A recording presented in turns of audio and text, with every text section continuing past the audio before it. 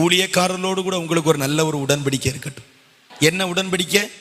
எப்போ பிரச்சனை வரும் ஊழியக்காரங்களை விட்டுட்டு ஓடிடலான்னா, எப்போ ஊழியக்காரங்க கீழே விழுவாங்க கையை தட்டி சிரிக்கலான்னா, எப்ப என்ன உடன்படிக்கை? கூட்டம் முடிஞ்சவொடனே கீழே போய் கூட்டம் போட்டு ஊழியக்காரங்களுக்கு விரோதமா பேசுற உடன்படிக்கையா? நீங்க அப்படி செய்யல. நிறைய இடத்துல அப்படி நடக்கு. ஏன் இப்ப கூட நல்ல பிரசங்கத்தை நீங்க கேட்பீங்க, அப்புறம் கீழே போனவனே என்ன பற்றி பேசாம இருப்பீங்க நீங்க?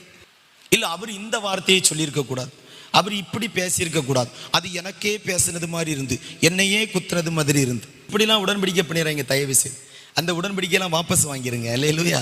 ஊழியத்துக்கு சாதகமா நிற்கிறதுக்கு ஒரு உடன்படிக்கை, ஊழியக்காரர்களோடு கூட இணைந்து நிற்பதற்கு ஒரு உடன்படிக்கை. என்ன உபத்திரவங்கள் வந்தாலும், என்ன நெருக்கம் வந்தாலும், எந்த பாடுகள் வந்தாலும், எந்த போராட்டம் வந்தாலும், இது என்னுடைய சபை, கர்த்தர் என்னை நாட்டி இருக்கிற சபை, இந்த சபைக்கு நான் கனி கொடுக்கிற ஒரு தேவ பிள்ளையா மாறணும். அல்லேலூயா. அந்த நல்ல உடன்படிக்கை நமக்கு வேணும்.